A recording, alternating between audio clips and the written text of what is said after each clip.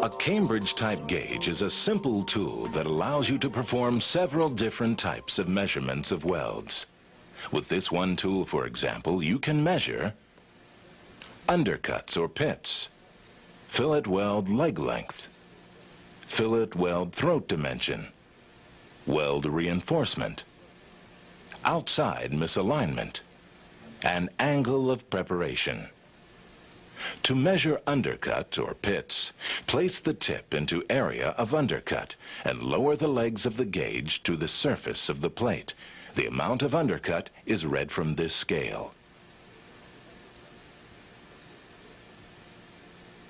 To measure fillet weld leg length, place the tip at the toe of the weld.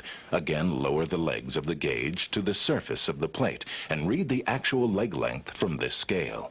This measurement should read 3/8 of an inch for this weld.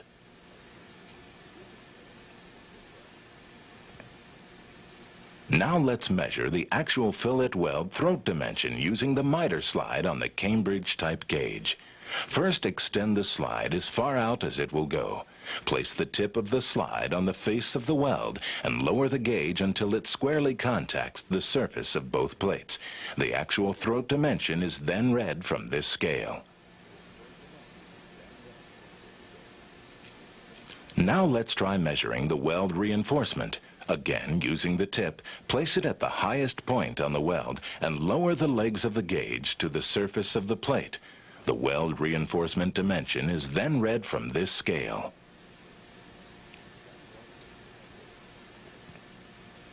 To easily measure outside misalignment in a similar manner, rest the legs of the gauge squarely on one surface of the pipe and lower the tip until it contacts the other pipe.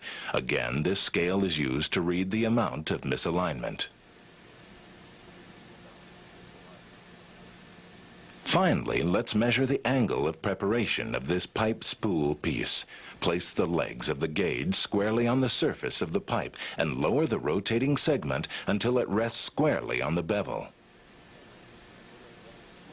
This bevel angle measures approximately 37½ degrees according to the scale.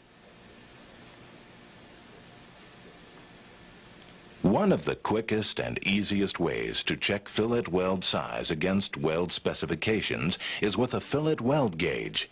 These gauges come in a set with sizes ranging from 1/8 of an inch to 1 inch in size. Just select the size that's called for in your drawing. In this case, the size selected is a 3/8 of an inch gauge. This part of the gauge will measure the height of the fillet weld leg. Here is another type of weld gauge called the AWS gauge, which performs some of the same functions as the Cambridge-type gauge. With this gauge, you can measure actual fillet weld leg length, size of concave fillet weld, permissible convexity, and reinforcement. To measure the actual fillet weld leg length, place the side of the gauge squarely against the side of the plate. Lower the gauge until the leg contacts the toe of the weld. Now lower the slide until it contacts the other plate surface. The actual leg length is read from this scale. To measure the size of a concave fillet weld, place the gauge so that the 45-degree bevel rests squarely against the adjoining plate surfaces. Now carefully lower the slide until it contacts the face of the weld. Read the effective weld size from this scale. Again, place the 45-degree bevel of the gauge against the adjoining plate surfaces to measure the permissible fillet weld convexity. Lower the slide to the weld throat and read the maximum convexity from this scale. Finally, let's measure the reinforcement of a butt weld. Place one leg of the gauge on each plate and lower the slide until it contacts the weld reinforcement. Measure the permissible weld reinforcement from this scale. This scale is designed to measure weld reinforcements ranging from a minimum of 1/32 of an inch to a maximum of 1/8 of an inch. The high-low welding gauge is another multi-purpose gauge. As with all of the gauges shown in this program, both standard and metric units of measurement are available for dimensional verification. With the high-low gauge, you can measure internal misalignment after fit-up, material thickness after fit-up, verify 37 1/2 degree bevel angle, fit-up gap after fit-up, and butt weld reinforcement. Let's start with an internal misalignment. First, loosen the locking screw and insert the gauge tip into the fit-up gap. Now rotate the gauge 90 degrees and slide the gauge body until it makes contact with the outside diameter of the pipe. This assures that the gauge is square and that the reading displayed is correct. Next, pull down the gauge until the internal alignment stops are snug against the inside of the pipes. Read the misalignment on the scale. You can use the same procedure to measure pipe wall thickness after fit-up.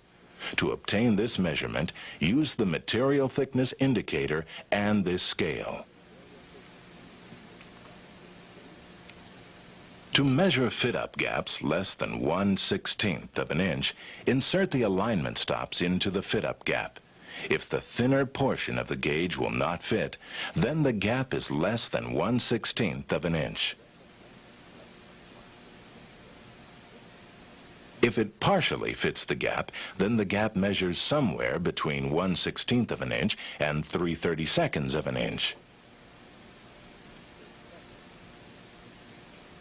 If the stops go through the gap is larger than 3/32 of an inch.